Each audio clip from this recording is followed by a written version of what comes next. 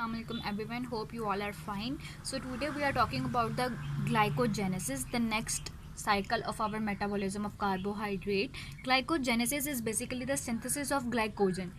अब ग्लाइकोजन हमने इसमें बनाना है, तो ग्लाइकोजन बनाने के लिए हमें ग्लूकोज चाहिए. सेम एंजाइम ग्लूकोकाइनेज और हेक्सोकाइनेज साथ में वो एटीपी से एटीपी यूज़ ले रहे हैं और एटीपी में कन्वर्ट हो रहा है. हम ग्लूकोज 6 फॉस्फेट में पहले जाते हैं. अब ग्लूकोज 6 फॉस्फेट के बाद हम ग्लूकोज 1 फॉस्फेट में जाएंगे फोस्फोग्लूकोम्यूटेज की प्रेजेंस में, क्योंकि हम सिंपली जो कार्बन नंबर 6 पे जो फॉस्फेट लगा होता है वो उसको हम रिमूव करके 1 फॉस्फेट पे ले जाते हैं. वो थोड़ी सी म्यूटेज होती है, तो फोस्फोग्लूकोम्यूटेज हमने एंजाइम यूज़ किया and we are converted to glucose 1 phosphate. अब ग्लूकोज 1 फॉस्फेट क्या करता है, ये यूडीपी ग्लूकोज में चेंज होता है.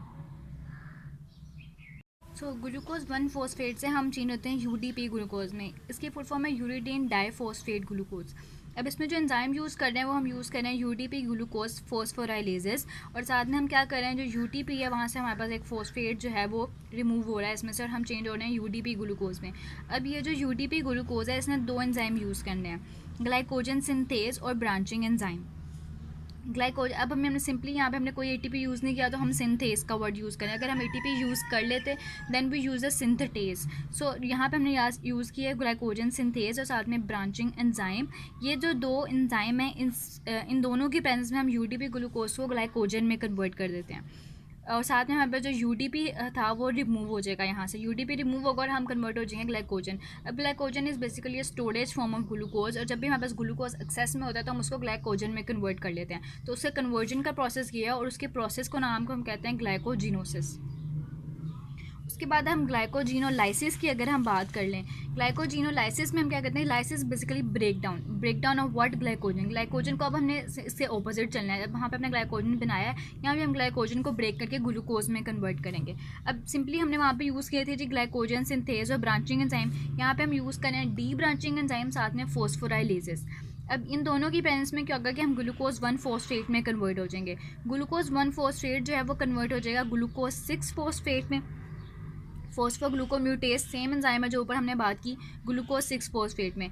अब ये जो ग्लूकोज 6 फॉस्फेट है यहाँ ये कन्वर्ट हो जाएगा जी ग्लूकोज 6 फॉस्फेट फोस्फेटेजेस की प्रेजेंस में H2O ऐड करेंगे, फॉस्फेट ग्रुप निकालेंगे और हमारे पास जो है वो ग्लूकोज बन जाएगा. This is the glycogenolysis. यहाँ पे डी ब्रांचिंग एंजाइम की एक बात लिखी है कि यहाँ पे ग्लाइकोसाइल ट्रांसफेरेजेस होता है और एक अमाइलो अल्फा 1,6 ग्लूकोसाइड होता है. उनके डी ब्रांचिंग एंजाइम पे आगे दो तरह में डिवाइड हुए हैं. अल्फा 1,6 मतलब कि ये 1,6 की ब्रेकेज करेगा और ग्लाइकोसाइल ट्रांसफेरेजेस जो है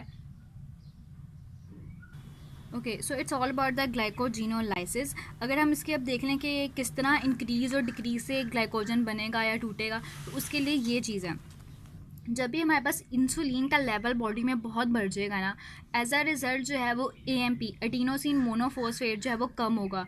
जब एडिनोसिन मोनोफॉस्फेट जो है वो कम हो जाएगा तो हम क्या करेंगे कि हमारे पास सिंथेसिस ऑफ ग्लाइकोजन स्टार्ट हो जाएगी. अब ग्लाइकोजन हमारे पास बनती है मसल और लिवर में. सिर्फ ग्लाइकोजन बनना स्टार्ट हो जाएगी, मसल में भी बनेगी और लिवर में भी बनेगी.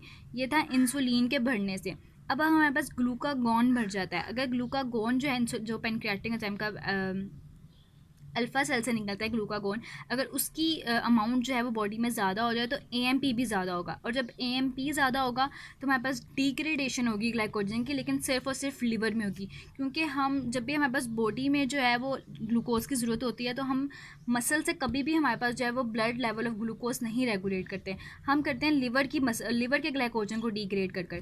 तो डिग्रेडेशन ऑफ ग्लाइकोजन होगी जब भी हमारे पास ग्लूकागॉन का लेवल ज़्यादा होगा, एएमपी लेवल ज़्यादा होगा और लीवर में जो है वो डिग्रेडेशन स्टार्ट हो जाएगी. लेकिन जब हमारे पास एपिनेफ्राइन का लेवल ज़्यादा होगा ना, तो एएमपी ज़्यादा होगा, सेम डिग्रेडेशन होगी ग्लाइकोजन की, लेकिन यहाँ पे लिवर और मसल दोनों में होगी. So it's all about the glycogenolysis and glycogenosis. Hope you well understand. Thank you.